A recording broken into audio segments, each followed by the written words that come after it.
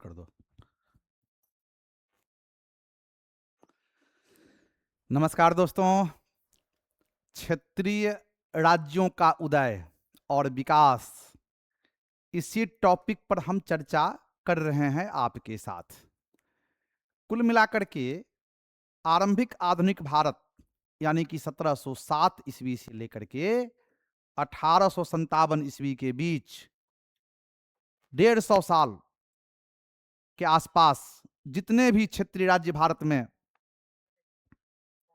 हुए, उन तमाम राज्यों के विषय में, जैसे मराठा, हैदराबाद, अवध, बंगाल, इन राज्यों की हम चर्चा आपके सामने, आपके साथ हम करते आ रहे हैं। और इसी सिलसिला में जो बात अभी हम आपके साथ करेंगे, मराठा से जुड़ा हुआ लगभग 70 सवाल की चर्चा हम कर चुके हैं। और आज क्वेश्चन नंबर 71 से हम बात करेंगे पंजाब, रंजीत सिंह और सिख, इसके अलावा अवध के विषय में, और इसी प्रकार से जो फिर और बाकी राज्य है उसका चर्चा हम करेंगे। दोस्तों, क्वेश्चन नंबर 71 है कि रंजीत सिंह किस मिसल से संबंधित थे?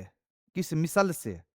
आप देखिएगा कि रंजीत सिंह के पहले भारत में पंजाब के क्षेत्र में कुल 12 सिख राज्य था, क्षेत्र था, उसे मिसल कहते थे। और इसी 12 मिसल में एक था सुकरचकिया मिसल। सुकरचकिया मिसल था और रंजीत सिंह का संबंध इसी सुकरचकिया मिसल के साथ था, यानी कि उत्तर इसका हो जाएगा ए। रंजीत सिंह सुकरचकिया मिसल से संबंधित थे। दोस्तों, अगला सवाल है 72 और 72 सवाल जो है इसमें है कि महाराजा रंजीत सिंह के राज्य की राजधानी क्या थी? रंजीत सिंह ने एक विशाल पंजाब राज्य की स्थापना किया था, सिख राज्य की स्थापना की थी, और इसका राजधानी था लाहौर, यानी कि सी इसका उत्तर है। और लाहौर राजधानी थी। अमृतसर का भी काफी विकास हुआ था। सांस्कृतिक राजधानी पंजाब का अमृतसर को ही कहते हैं, लेकिन रंजीत सिंह का जो राज्य है उसकी राजधानी कहां पर थी? लाहौर थी। अगला सवाल है दोस्तों कि रंजीत सिंह ने सुप्रसिद्ध कोहिनूर हीरा प्राप्त किया था। कोहिनूर हीरा, दोस्तों, कोहिनूर ये भारत की सरजमी से ही मिली थी। गोलकुंडा के खान से यह हासिल हुआ था, लेकिन आने वाले समय में इसकी लंबी कहानी है। और आप ये जानते हैं कि नादिर शाह मोहम्मद शाह रंगीला के काल में तख्त ए तौस, मयूर सिंहासन से लूट करके लेकर के चला गया था, और ये ईरान से आ गया अफगानिस्तान, और अफगानिस्तान के शासक नाम था उनका शाह सुजा। शाह सुजा, और शाह सुजा अफगानिस्तान की गद्दी से अपदस्थ होकर के भारत आया, और लगभग 1813 ईस्वी में रंजीत सिंह से उन्होंने मुलाकात की, और रंजीत सिंह को उन्होंने विश्व प्रसिद्ध कोहिनूर हीरा प्रदान किया। इसकी लंबी कहानी है, कभी हम चर्चा करेंगे विस्तार से इस पर। अगला सवाल है कि सिख राज्य का अंतिम राजा कौन था? सिख राज्य का अंतिम राजा कौन था? अंतिम राजा सिख राज्य का कौन था? जिस सिख राज्य की स्थापना रंजीत सिंह ने की थी, उसी सिलसिला में हम बात कर रहे हैं। और आप देखेंगे कि रंजीत सिंह द्वारा स्थापित जो सिख राज्य था उसका अंतिम राजा था दलीप सिंह। दलीप सिंह अंतिम राजा था। हालांकि खड़ग सिंह भी थे, शेर सिंह भी थे, और भी के उत्तराधिकारी उसके बने, नौनिहाल सिंह थे, लेकिन अंतिम था दलीप सिंह, क्योंकि दलीप सिंह ने ही ब्रिटिश ईस्ट इंडिया कंपनी के साथ द्वितीय आंग्ल सिख युद्ध के बाद समझौता कर लिया, संधि कर ली, और इसके तहत वे पूरा पंजाब अंग्रेजी कंपनी को सौंप दिया, और खुद वे अध्ययन करने के लिए इंग्लैंड चले गए। और जिस कोहिनूर हीरा की हम बात कर रहे थे, उन्होंने कंपनी को दे दिया और कंपनी ने उस हीरा को इंग्लैंड की महारानी विक्टोरिया को सौंप दिया। दोस्तों अगला सवाल है कि महाराजा दलीप सिंह के विषय में निम्नलिखित में से कौन सा कथन सत्य है? तो कई कथन इसमें है। इसमें एक कथन जो है वो 23 अक्टूबर 1893 को उनका निधन पेरिस में हुआ था। एकदम सही सवाल का ये उत्तर है दोस्तों कि दलीप सिंह का निधन अक्टूबर 1893 ईस्वी में पेरिस के एक होटल में हुआ। पेरिस के होटल में हुआ, तो ये इसका सही उत्तर होगा। अगला सवाल है दोस्तों, क्वेश्चन नंबर 76 की बात हम कर रहे हैं। 76 नंबर क्वेश्चन है कि प्रथम आंग्ल मैसूर युद्ध 1767 होगा 67 से 69 ईस्वी में कौन सा विजय हुआ? यानी कि पहला जो आंग्ल मैसूर युद्ध हुआ उसमें विजय कौन हुआ? तो यहां आप इस बात को समझें, जाने कि प्रथम जो आंग्ल और मैसूर युद्ध है, हैदर अली इसमें मैसूर की ओर से लड़ा था और इस युद्ध में हैदर अली की विजय हुई, अंग्रेजी कंपनी की पराजय हुई, हैदर अली की विजय हुई और हैदर अली ने अंग्रेजी ईस्ट इंडिया कंपनी के साथ मद्रास की संधि किया और इस संधि की जो भी शर्तें थी वो हैदर अली के पक्ष में थी। अगला सवाल है दोस्तों, ब्रिटिश जनरल जिसने हैदर अली को पोर्टो नोवो के युद्ध में हराया, यानी कि वो कौन ब्रिटिश जनरल था, सेनानायक था, जो पोर्टो नोवो की लड़ाई हुई थी लगभग 1781 ईस्वी में। तो किसने पोर्टो नोवो के युद्ध में हराया? इसका सही उत्तर हो जाएगा सर आयर कोट, यानी कि सी उत्तर सही है। यानी कि ब्रिटिश जनरल आयरकुट के द्वारा हैदर अली को पोर्टो नोवो के युद्ध में पराजित किया गया। दोस्तों अगला सवाल है 78 क्वेश्चन नंबर, निम्नलिखित में से कौन 1755 ईस्वी में डिंडीगुल मैसूर में है एक आधुनिक शस्त्रागार की स्थापना किया? यानी कि याद रखिएगा कि डिंडीगुल में आधुनिक शस्त्रागार की जो स्थापना किया था उसका नाम था हैदर अली और इसी के साथ हैदर के शक्ति का उदय होता है। फ्रांसीसियों की सहायता से उन्होंने डिंडीगुल में तोप, गोला, बारूद यानी कि आधुनिक शस्त्रागार की उन्होंने स्थापना की थी।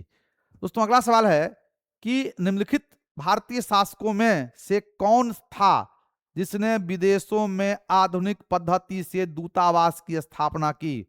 बड़ा क्रांतिकारी निर्णय था। हम जिस समय की बात कर रहे हैं उस समय विदेशों में उन्होंने आधुनिक पद्धति से दूतावास स्थापित किया और इतना बड़ा काम किया टीपू सुल्तान के द्वारा ये किया गया। और टीपू सुल्तान अपने को नागरिक टीपू कहता था और नागरिक टीपू जो था अपने समय के हिसाब से बहुत वो आगे था। और अगला सवाल की चर्चा हम करेंगे कि टीपू सुल्तान ने अपनी राजधानी किसे बनाया? यानी कि टीपू सुल्तान हैदर अली के बाद मैसूर का वो सुल्तान बना, शासक बना और इन्होंने अपना राजधानी बनाया श्रीरंगपट्टनम को उन्होंने अपना राजधानी, यानी कि इसका उत्तर होगा ए। टीपू सुल्तान की राजधानी कहां थी? श्रीरंगपट्टनम। अगला सवाल है कि टीपू सुल्तान ने ब्रिटिश सेना को 1780 में हराया। बहुत इंपॉर्टेंट सवाल है कि टीपू सुल्तान ने ब्रिटिश सेना को हराया, कहां हराया? उसका नाम है पोल्लीलुर मद्रास में है। और मद्रास एक तरह से आप देखेंगे कि अंग्रेजी ईस्ट इंडिया कंपनी का यहां पर प्रेसिडेंसी था, उसका किला था, एक मजबूत गढ़ था और उसी में है पोल्लीलुर। वहां टीपू ने ब्रिटिश सेना को हराया।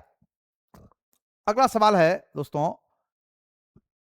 कि क्वेश्चन 82 की बात कर रहे हैं कि अंग्रेजों ने श्रीरंगपट्टनम की संधि किसके साथ की? अंग्रेजों ने श्रीरंगपट्टनम की संधि किसके साथ की? श्रीरंगपट्टनम राजधानी थी मैसूर की, टीपू सुल्तान की। और इसका सही उत्तर होगा टीपू सुल्तान संदर्भ यह है कि तृतीय आंग्ल मैसूर युद्ध हुआ और इस युद्ध में अंग्रेजी ईस्ट इंडिया कंपनी की विजय हुई, टीपू की पराजय हुई और ब्रिटिश सेना मैसूर की राजधानी श्रीरंगपट्टनम तक पहुंच गया और उन्होंने टीपू को श्रीरंगपट्टनम की संधि करने के लिए बाध्य किया और इस संधि के तहत लगभग आधा मैसूर राज्य का भाग अंग्रेजी ईस्ट इंडिया कंपनी को देना पड़ा था। इसके अलावा लगभग 3 करोड़ रुपया हर्जाना भी दिया, अपने 2 पुत्र को बंधक रखा, बहुत सारी बातें हैं। अब याद रखिएगा, टीपू सुल्तान ने कंपनी के साथ तृतीय आंग्ल मैसूर युद्ध के बाद श्रीरंगपट्टनम की संधि किया। अगला सवाल है कि टीपू सुल्तान अंग्रेजों के साथ युद्ध में कब मारे गए। टीपू सुल्तान आंग्ल मैसूर युद्ध कुल मिलाकर के 4 हुआ और चौथा जो आंग्ल मैसूर युद्ध हुआ उसमें मैसूर की ओर से टीपू ने भाग लिया और यह घटना है 1799 ईस्वी की, यानी कि 1799 ईस्वी में टीपू सुल्तान अंग्रेजों के साथ चतुर्थ आंग्ल मैसूर युद्ध किया और इसी युद्ध के क्रम में टीपू की मृत्यु हो गई और इसी के साथ मैसूर राज्य का अस्तित्व लगभग समाप्त हो गया। अगला सवाल है कि सूची 1 को 2 से सुमेलित कीजिए और सूचियों के नीचे दिए गए कूट में सही उत्तर चुनिए। सूची 1 और सूची 2 यहां दी गई है। सूची 1 में यह है, ध्यान दीजिएगा, इलाहाबाद की संधि। दोस्तों आप सभी जानते हैं कि इलाहाबाद की संधि हुई थी 1765 ईस्वी में, यानी कि ये का हो गया 4। दूसरा है मंगलौर की संधि, मंगलौर, और ये द्वितीय आंग्ल मैसूर युद्ध के बाद 1784 में हुआ था, यानी कि बी का हो गया 2। सी है सालवाई की संधि। सालवाई की संधि आप देखिएगा कि प्रथम आंग्ल मराठा युद्ध के बाद 1782 में, यानी कि सी का 1, और मद्रास की संधि ये हुआ था 1769 ईस्वी में प्रथम आंग्ल मैसूर युद्ध के बाद, यानी कि डी का 3। दोस्तों याद रखिएगा, बहुत भूलने का नहीं है और इंपॉर्टेंट सवाल है, बार बार पूछा भी जाता है और हमारा आपका तो काम ही है, जो तैयारी कर रहे हैं तो फिर जम के तैयारी करें, याद करें। याद रखेंगे इलाहाबाद की संधि 1765, मंगलौर की संधि 1784, सालवाई की संधि 1782, मद्रास की संधि 1769 69। एकदम इंपॉर्टेंट सवाल है, इसको आप बिल्कुल नहीं भूलिएगा। एक सवाल अक्सर यहां से पूछा जाता है और निश्चित तौर पर संकल्प के साथ जुड़े हैं, सिद्धि तो मिलनी ही चाहिए। अगला सवाल है दोस्तों कि बेगम समरू ने एक अति प्रसिद्ध चर्च का निर्माण करवाया। बेगम समरू के विषय में आप ये समझें कि उन्होंने सरधना में एक बहुत ही सुंदर भव्य चर्च का निर्माण करवाया। और सरधना है दोस्तों मेरठ में है, उत्तर प्रदेश, यानी कि मेरठ में यह है और यहाँ की शासिका भी थी बेगम समरू। और बेगम समरू बड़ा उदार शासिका थी, बड़ा प्रभावशाली थी, लंबे समय शासन किया। और सरधना यानी कि मेरठ उत्तर प्रदेश में इन्होंने एक चर्च का निर्माण करवाया। अगला क्वेश्चन है 86, निम्नलिखित में से कौन फ्रांसीसी क्रांति के आदर्शों से प्रेरित थे। विश्व इतिहास में 1789 ईस्वी में 89 में फ्रेंच रिवॉल्यूशन हुआ, फ्रांसीसी क्रांति हुई और फ्रांसीसी क्रांति का ही आदर्श वाक्य था स्वतंत्रता, समानता और बंधुत्व की भावना। विश्व को फ्रेंच रिवॉल्यूशन, फ्रांसीसी क्रांति ने ही दिया था दोस्तों। और भारत में अगर बात करें तो टीपू सुल्तान फ्रांसीसी क्रांति के आदर्श से काफी प्रेरित था, टीपू सुल्तान। और इसीलिए उन्होंने स्वतंत्रता का वृक्ष लगाया श्रीरंगपट्टनम में, जैकोबिन क्लब की स्थापना की, उसका मेंबर बना, इस पर एक भोज किया। यानी कि फ्रांसीसी क्रांति के विचार से टीपू सुल्तान बहुत प्रेरित था, उसका दृष्टिकोण बहुत अंतरराष्ट्रीय था। दोस्तों अगला सवाल है कि अंग्रेजों ने मैसूर के साथ कितने युद्ध लड़े। तो अंग्रेजों ने मैसूर के साथ, अभी बात भी की कई बार हम, कि आंग्ल मैसूर युद्ध कुल मिलाकर के 4 हुआ था, 4। और इसमें दो में भाग लिया, पहला और दूसरा में। हैदर अली, द्वितीय युद्ध के क्रम में ही हैदर की मृत्यु हो गई। टीपू सुल्तान ने नेतृत्व को संभाला, और फिर चौथा जो आंग्ल मैसूर युद्ध हुए वो हुआ आपका 1799 ईस्वी में, और इसी क्रम में टीपू की मृत्यु भी हुई। तो 4 युद्ध कुल मिलाकर के दोस्तों हुआ। अगला सवाल है कि श्रीरंगपट्टनम में स्वतंत्रता का वृक्ष ट्री ऑफ लिबर्टी किसने लगाया? ट्री ऑफ लिबर्टी किसने लगाया? अभी बताए भी थे आपको हम कि फ्रांसीसी क्रांति से प्रेरित होकर के टीपू सुल्तान ने स्वतंत्रता का वृक्ष लगाया, यानी कि बी उत्तर सही होगा। याद रखिएगा कि फ्रांसीसी क्रांति के बाद टीपू सुल्तान ने अपनी राजधानी श्रीरंगपट्टनम में स्वतंत्रता का वृक्ष लगाया। दोस्तों कुछ सवाल बहुत महत्वपूर्ण होते हैं, अक्सर पूछे जाने की संभावना रहती है, ऐसे सवाल में चुके नहीं। अगला है सवाल कि निम्नलिखित में से किस आंग्ल मैसूर युद्ध में हैदर की मृत्यु हो गई? किस आंग्ल मैसूर युद्ध में हैदर की मृत्यु हो गई? तो इसमें उत्तर से होगा दूसरा आंग्ल मैसूर युद्ध। 1780 से लेकर के 84 के बीच युद्ध हुआ, और इसी क्रम में 1782 में हैदर अली की मृत्यु हो गई। और हैदर अली की मृत्यु अपने आप में मैसूर राज्य के लिए बहुत बड़ा ये नुकसान था। और इसी के साथ हम आगे की ओर बढ़ते हैं, और अगले प्रश्न के तौर पर जो हम चर्चा करेंगे वो क्वेश्चन नंबर हो जाएगा 90 नंबर क्वेश्चन की बात हम करेंगे। और 90 नंबर क्वेश्चन के तहत आप देखिएगा कि क्वेश्चन है कि निम्नलिखित में से किसने कहा मैं उनके स्थल साधनों को समाप्त कर सकता हूं, लेकिन समुद्र को सुखाना मेरे बस की बात नहीं है? जी हाँ दोस्तों, थोड़ा सा पानी पी लेते हैं, चाय भी पी लेते हैं, तब लंबा चर्चा आपके साथ हम करते रहेंगे। तो निश्चित तौर पर आप भी पानी पीते रहिए, चाय पीते रहिए।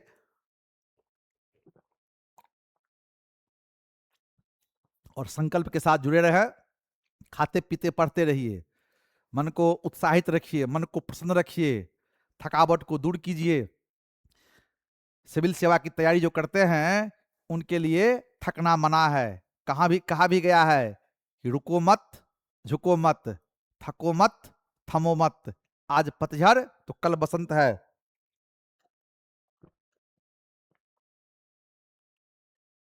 और ऐसे भी शिक्षक और अभ्यर्थियों से उम्मीद की जाती है हर आधा घंटा पर पानी पिए, तो ताजा रहे, फ्रेश रहे।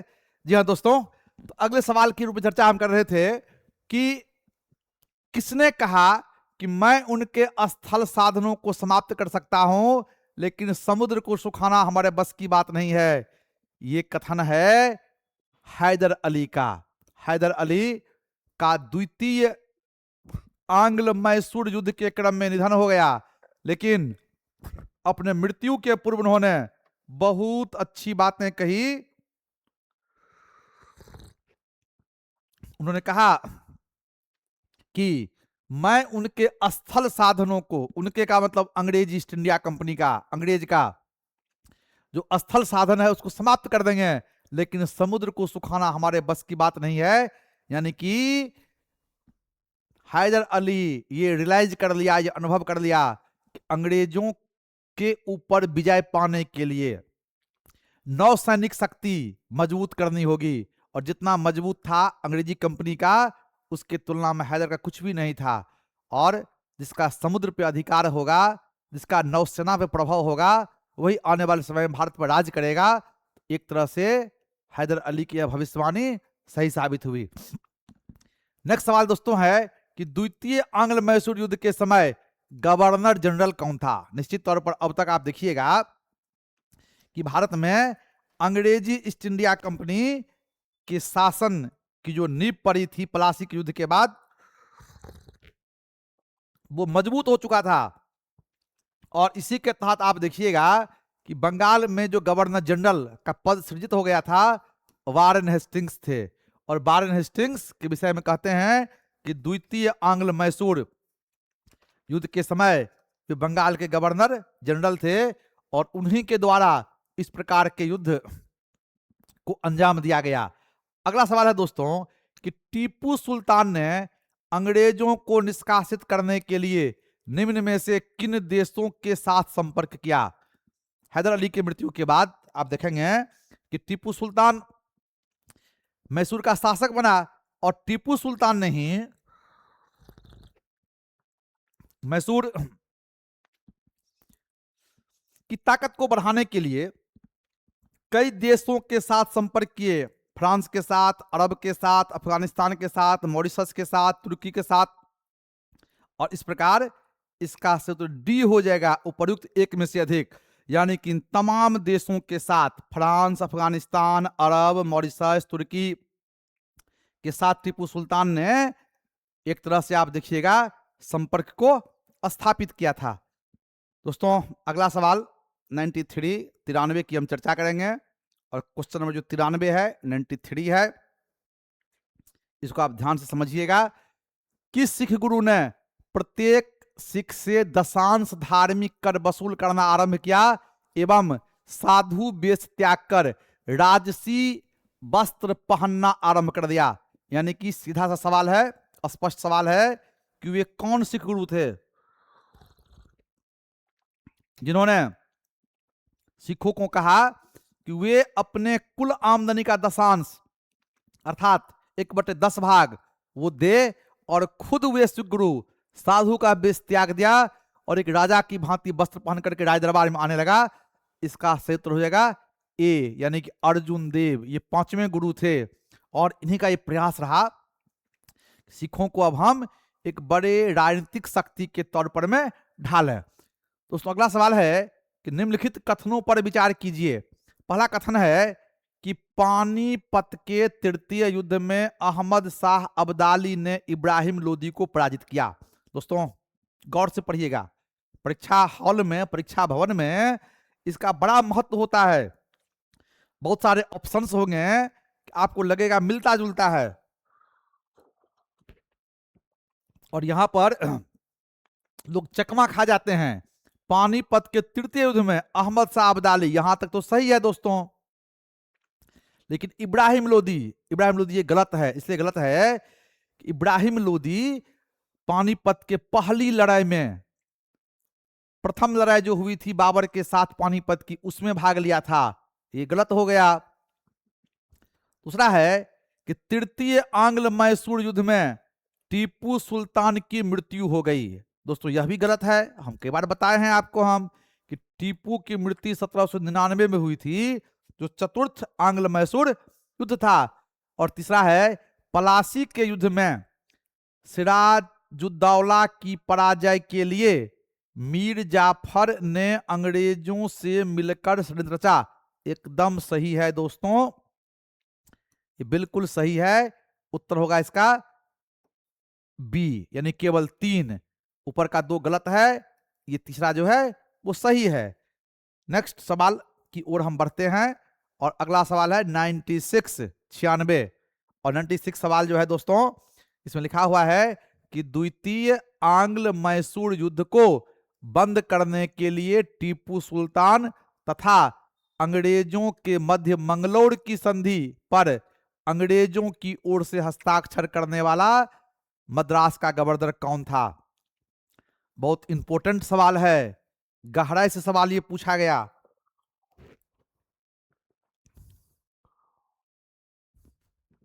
और इस प्रश्न का सही उत्तर होगा लॉर्ड मैकार्टनी, यानी कि सी उत्तर सही होगा। कहने का ये मतलब हमारा है कि द्वितीय आंग्ल मैसूर युद्ध जो हुए उसमें अंग्रेजी ईस्ट इंडिया कंपनी का सामना टीपू सुल्तान ने किया। और चूंकि इसी युद्ध के क्रम में आप जानते हैं हैदर अली की मृत्यु 1782 में हो गई थी। अचानक टीपू ने नेतृत्व संभाला, 2 साल चलाया भी युद्ध को, लेकिन जब उसे लगा कि इसमें मैसूर की शक्ति की क्षय हो रही है, तो डिप्लोमेसी के साथ कूटनीतिक विजय, एक तरह से कह सकते हैं कि यह टीपू की थी।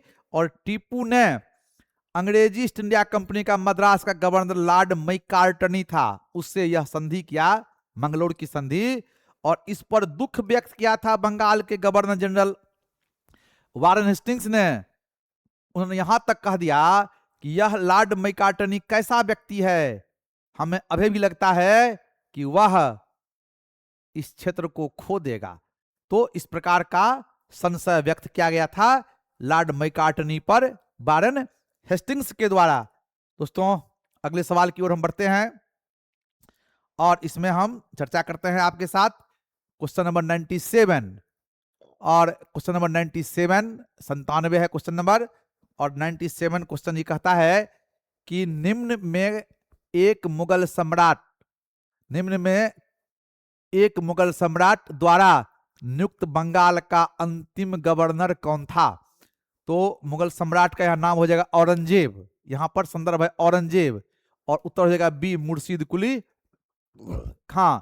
यानी कि मुगल सम्राट औरंगजेब ने बंगाल का अंतिम गवर्नर मुर्शीद कुली खां को नियुक्त किया। इसलिए कह रहे हैं कि औरंगजेब की मृत्यु के बाद देखिएगा कि बंगाल में स्वतंत्र सत्ता की स्थापना मुर्शीद कुली खां ने कर लिया, यहाँ का शासक ही बन गया, इसलिए बंगाल का अंतिम गवर्नर मुर्शीद कुली खां। अगला है कि इंग्लैंड की ईस्ट इंडिया कंपनी की भारत में प्रथम निर्णायक सैन्य सफलता मिली। यानी कि अंग्रेजी ईस्ट इंडिया कंपनी की तो स्थापना हो चुकी थी 1607 ईस्वी में ही, आप देखें 7 ईस्वी में स्थापना हो गई थी, लेकिन व्यापार करने के लिए कंपनी आई थी, कई झड़प होते रहा, लेकिन अंत में देखिएगा पलासी की लड़ाई 1757 ईस्वी में बंगाल के नवाब सिराज उद दौला और अंग्रेजी ईस्ट इंडिया कंपनी के बीच हुई, और कहते हैं इसी युद्ध के बाद बंगाल में अंग्रेजी ईस्ट इंडिया कंपनी के शासन की नींव पड़ी, अर्थात यह एक निर्णायक युद्ध था भारत में। अगला है कि भारतवर्ष में ब्रिटिश साम्राज्य का संस्थापक कौन था। निश्चित तौर पर लगभग 200 वर्षों तक अंग्रेज ने भारत पर राज किया, इसका भारत संस्थापक कौन था। उत्तर होगा बी रॉबर्ट क्लाइव, और संदर्भ होगा पलासी का युद्ध 1757 ईस्वी में अंग्रेजी कंपनी की ओर से रॉबर्ट क्लाइव ने नेतृत्व किया था, बंगाल में विजय हासिल की थी, और इसीलिए अंग्रेजी कंपनी ने बंगाल का पहला ब्रिटिश गवर्नर रॉबर्ट क्लाइव को बनाया, और रॉबर्ट क्लाइव को ही भारत में ब्रिटिश साम्राज्य का संस्थापक माना जाता है। दोस्तों क्वेश्चन नंबर 100 निम्न में से किसे स्वर्ग का सेनानायक कहा गया है। स्वर्ग का सेनानायक, दोस्तों इसका भी उत्तर सही होगा रॉबर्ट क्लाइव। रॉबर्ट क्लाइव कहते हैं कि रॉबर्ट क्लाइव का प्रशंसक था इंग्लैंड का प्रधानमंत्री, इतना बड़ा बड़ा कारनामा भारत में किया कि उसका एक तरह से बड़ा प्रशंसक था, और इंग्लैंड के प्रधानमंत्री ने ही क्लाइव के विषय में कहा कि रॉबर्ट क्लाइव स्वर्ग से उतरा हुआ एक खास प्रकार का व्यक्ति था, और इसलिए कहा कि आप देखिएगा कि दक्षिण भारत से लेकर के उत्तर भारत तक बड़ा बड़ा कार्य करके रॉबर्ट क्लाइव ने दिखाया था। और अगले सवाल की ओर बढ़ते हैं, क्वेश्चन नंबर 101 और 101 जो क्वेश्चन है उसका नाम है कि पलासी का युद्ध लड़ा गया। पलासी का युद्ध हम चर्चा कई बार कर चुके हैं, 1757 ईस्वी, बहुत बार चर्चा हो चुकी है। अगला है कि निम्न में से किसने अपनी राजधानी मुर्शिदाबाद से मुंगेर स्थानांतरित किया। जी हाँ दोस्तों, बंगाल का नवाब था मीर कासिम, और मीर कासिम अंग्रेजों की सहायता से नवाब बना था, लेकिन जिस प्रकार वो अंग्रेजी ईस्ट इंडिया कंपनी के रुख को देखा, उसकी नीति को देखा, बहुत जल्द मीर कासिम परिचित हो गया, और इसीलिए अब वो अपने को ताकतवर बनाने के लिए अपनी राजधानी मुर्शिदाबाद से ले गया मुंगेर ले गया, राजधानी मुंगेर ले गया, यानी कि मीर कासिम ले गया, और मुंगेर में उन्होंने गोला बारूद का फैक्ट्री बनाया। मुंगेर में उन्होंने अपना 10,000 निजी सैनिक का दल तैयार किया। मुंगेर में उन्होंने बंगाल को मजबूत करने के लिए कई नीतियां अपनाई, और ये पसंद नहीं आया अंग्रेजी कंपनी को, और इसीलिए आप देखिएगा कि अंग्रेजी कंपनी के द्वारा 1763 ईस्वी में मीर कासिम को बंगाल के नवाब पद से हटा दिया गया, और फिर मीर जाफर को बंगाल का नवाब बनाया। अगला सवाल है दोस्तों कि बक्सर के युद्ध में निम्नलिखित में से कौन कारण थे? बक्सर के युद्ध के कौन कारण थे? कौन कारण? तो इस कारण में पहला दिया गया है कि अंग्रेजों द्वारा फरमान और दस्तक का दुरुपयोग किया जाना। बिल्कुल सही है। अंग्रेज ईस्ट इंडिया कंपनी को मुगल बादशाह ने यह फरमान दिया था कि अंग्रेजी ईस्ट इंडिया कंपनी बंगाल में निःशुल्क व्यापार कर सकेगी, लेकिन धीरे धीरे अंग्रेजी कंपनी के कर्मचारी करने लगे। अंग्रेजी कंपनी के लोगों ने भारतीय व्यापारी बेचने लगा। इस प्रकार दस्तक के दुरुपयोग होने लगे, जिससे बंगाल के नवाब बड़ा नाराज था। अगला है कंपनी का नौकर दुर्व्यवहार। कंपनी भारतीयों के साथ, भारतीय कर्मचारियों के साथ, भारतीय लोगों के साथ बड़ा ही दुर्व्यवहारपूर्ण नीति अपनाता था। और अगला है कि अंग्रेजों का लूट का रवैया, यानी कि अंग्रेजी ईस्ट इंडिया कंपनी का बहुत जल्दी चाल, चरित्र और चेहरा सामने आने लगा। उसका एकमात्र उद्देश्य था भारत धन लूटना। यानी कि ये तीनों ही कारण, अर्थात डी उत्तर सही होगा। उपर्युक्त में से एक से अधिक बक्सर युद्ध का कारण था। दोस्तों अगले सवाल की ओर बढ़ते हैं हम। क्वेश्चन 104 है और चौथा क्वेश्चन है, ध्यान दीजिएगा। चौथा क्वेश्चन है 104वां क्वेश्चन कि निम्नलिखित में से कौन अलीवर्दी खां की मृत्यु के बाद 1756 ईस्वी में बंगाल का नवाब बना?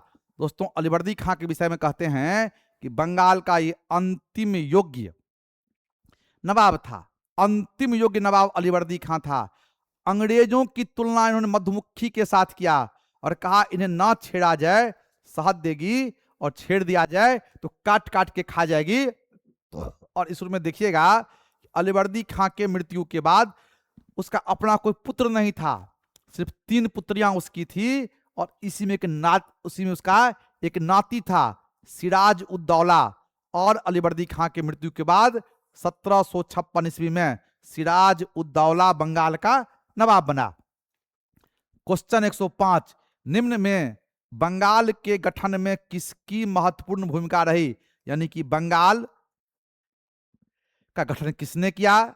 इसका उत्तर हो जाएगा मुर्शीद कुली खां, क्योंकि मुर्शीद कुली खां जो बंगाल का गवर्नर था, उन्होंने ही मुगल साम्राज्य के पतनोन्मुख अवस्था में बंगाल में स्वतंत्र सत्ता की स्थापना कर ली।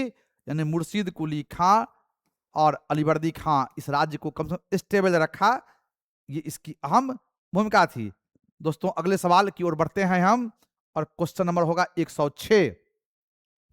और 106वां क्वेश्चन जो है यह है कि निम्न में से किसे मुगल सम्राट द्वारा बुरहान उल मुल्क की उपाधि दी गई? बुरहान उल मुल्क, ये क्वेश्चन जुड़ा हुआ है अवध राज्य से। यानी कि अवध राज्य के जो संस्थापक थे उनका नाम था सौआदत खान। अली हटा दीजिएगा, सौआदत खान, अली अलग हैं, सौआदत खान। और 1722 ईस्वी में इन्होंने स्वतंत्र अवध राज्य की स्थापना की और इसे ही मुगल बादशाह मोहम्मद शाह रंगीला के द्वारा बुरहान उल मुल्क की उपाधि दी गई। दोस्तों अगला सवाल है, बंगाल का अकबर किसे कहा जाता है? बंगाल का अकबर, इसका उत्तर सही होगा अलाउद्दीन हुसैन शाह। अलाउद्दीन हुसैन शाह जो थे बड़ा उदार प्रवृत्ति के थे।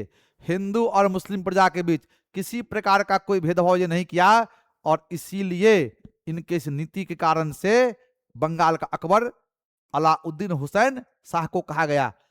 अगला क्वेश्चन दोस्तों है कि सबसे अधिक निर्णायक युद्ध जिसने अंग्रेजों के भारत में प्रभुत्व को स्थापित कर दिया, यानी कि वह कौन सा युद्ध था अंग्रेजी ईस्ट इंडिया कंपनी के द्वारा लड़ा गया भारत में, जिन्होंने अंग्रेजों के प्रभुत्व को स्थापित कर दिया?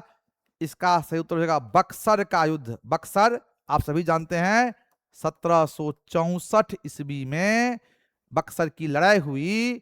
बक्सर की लड़ाई के बाद 1765 में इलाहाबाद की संधि हुई और इसी बक्सर की लड़ाई, इलाहाबाद की संधि ने भारत में अंग्रेजी ईस्ट इंडिया कंपनी के प्रभुत्व को स्थापित कर दिया।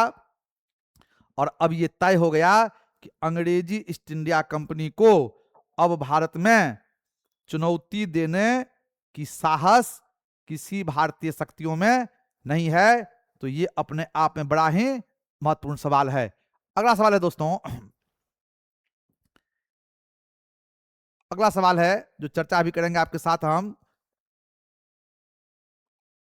कि ध्यान दीजिएगा, क्वेश्चन नंबर होगा 109 और 109 सवाल, 109 सवाल की हम चर्चा करेंगे आपके साथ कि निम्न में से जिस एक शासक ने ईस्ट इंडिया कंपनी को दीवानी प्रदान की, यानी कि वह कौन शासक था जो अंग्रेजी ईस्ट इंडिया कंपनी को दीवानी यानी कि बंगाल, बिहार और उड़ीसा में भू राजस्व की वसूली का अधिकार प्रदान किया, और उसका नाम है दोस्तों, दीवानी का अधिकार किसने प्रदान किया?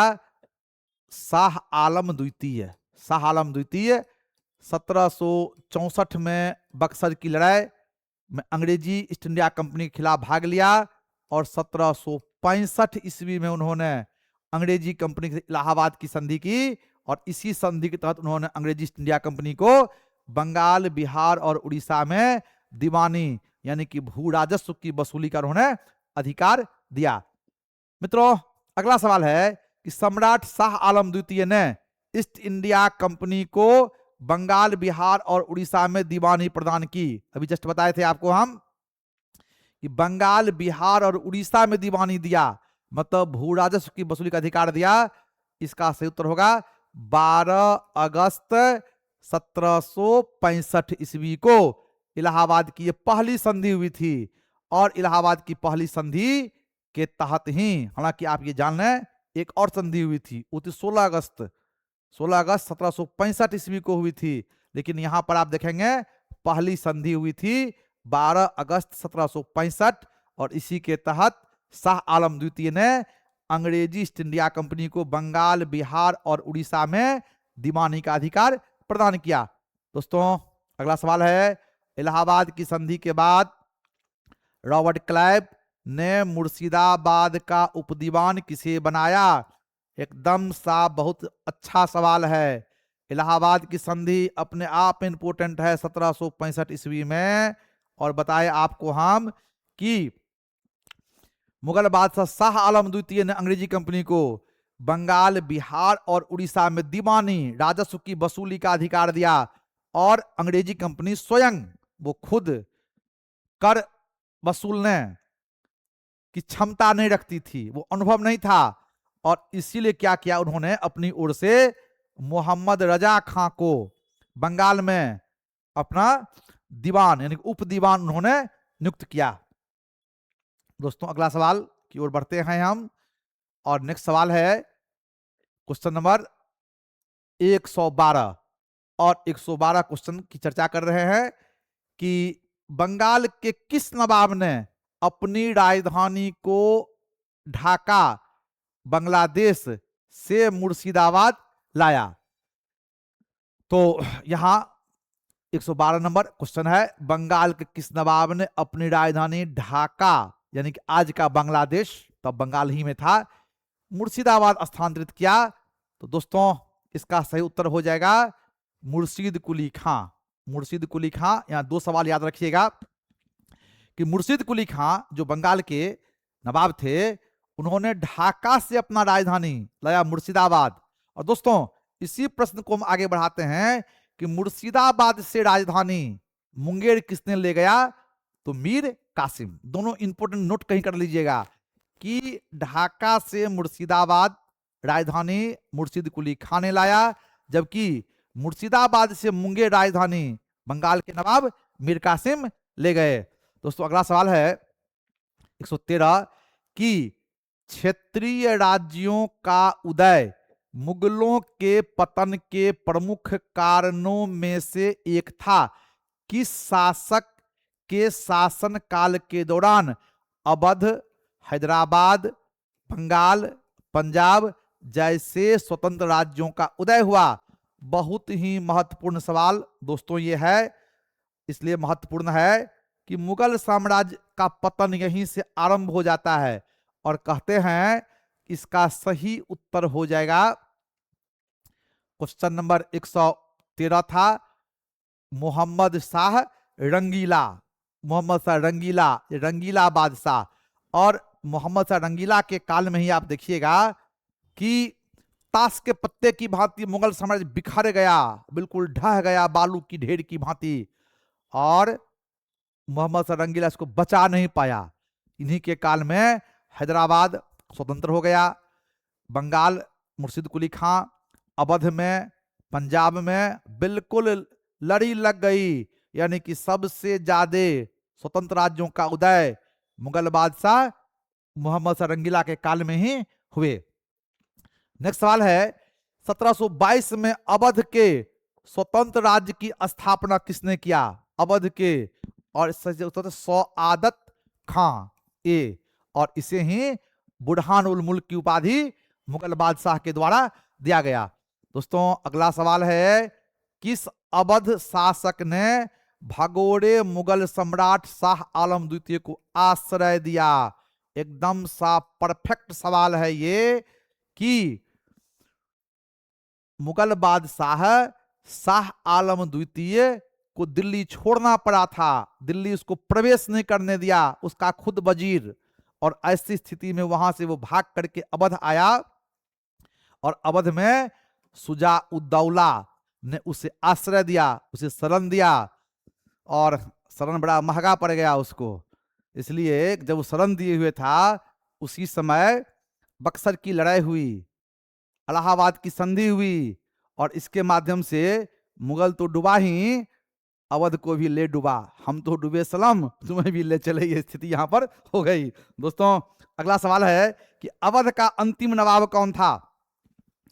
तो अवध का अंतिम नवाब, यानी कि जिस अवध राज्य की स्थापना किया था सआदत खान ने, उस अवध का अंतिम नवाब का नाम था वाजिद अली शाह। वाजिद अली शाह, यानी कि ए इसका सही उत्तर होगा, वाजिद अली शाह। और वाजिद अली शाह के विषय में कहते हैं कि इन्हीं के शासनकाल में, इन्हीं के काल में 1856 ईस्वी में ला डलहौजी ने अवध पर कुशासन का आरोप लगा करके इसका विलय कंपनी शासन में कर लिया। दोस्तों अगला सवाल हमारा है कि इलाहाबाद की संधि के बारे में निम्न में से कौन सा कथन गलत है? इलाहाबाद की संधि के विषय में कौन कथन गलत है? यह होगा कि यह संधि बक्सर युद्ध का परिणाम था। बिल्कुल सही है ये, इलाहाबाद की संधि बक्सर युद्ध के बाद ही हुआ था।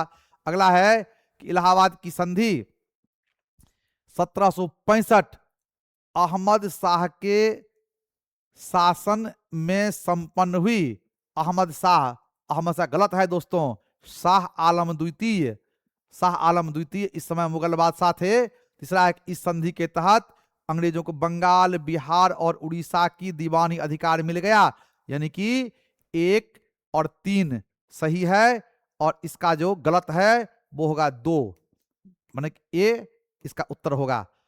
अगला सवाल है दोस्तों कि किस मुगल सम्राट ने अवध को मुगल साम्राज्य का हिस्सा बनाया? यानी कि किस मुगल सम्राट ने अवध को मुगल सम्राट का हिस्सा बनाया, अर्थात वो कौन मुगल सम्राट था जो अवध को हिस्सा बनाया? उत्तर इसका जो होगा बी, हुमायूं। हुमायूं के द्वारा ही आप देखिएगा कि अवध को मुगल साम्राज्य का हिस्सा बनाया गया था। और फिर अगला सवाल दोस्तों कि ब्रिटिश साम्राज्य में विलय के समय अवध का नवाब कौन था? जब ब्रिटिश साम्राज्य में अवध का विलय 1856 ईस्वी में हुआ, अवध का नवाब कौन था? उत्तर ए, वाजिद अली शाह। बहुत इंपॉर्टेंट है ये। और अगला सवाल है दोस्तों कि किस राज्य के शासक के निर्वासन को शरीर से प्राण निकल गया कहा गया है? उत्तर होगा सी, अवध। दोस्तों अवध के विषय में कहते हैं कि अवध के बड़ा ही लोकप्रिय नवाब थे वाजिद अली शाह, और जिस प्रकार से कुशासन के आधार पर अवध का विलय किया गया, इससे बड़ा दुखी हुआ लोग, क्योंकि वहां की जनता, अवध की जो प्रजा थी, अपने नवाब से बड़ा प्रेम करती थी, और नवाब भी सभी प्रकार की जनता, हिंदू हो या मुसलमान, गरीब हो या अमीर, अधिकारी हो या प्रजा, सबों के साथ समान व्यवहार करता था। और इसलिए आप देखेंगे कि अवध के विषय में कहा गया है, जब विलय अवध का हो गया और वहां के नवाब वाजिद अली शाह को निर्वासित कर दिया गया, शरीर से प्राण निकल गया, इस प्रकार के भावनात्मक शब्दों के प्रयोग किए गए। दोस्तों, आज का साथ हमारे आपके बीच यहीं तक, और हम अब तक 120 क्वेश्चन तक की चर्चा कर चुके हैं। कल क्वेश्चन नंबर 21 से लेकर के 150 तक, यानी कि 121 से 150 तक की हम चर्चा करेंगे।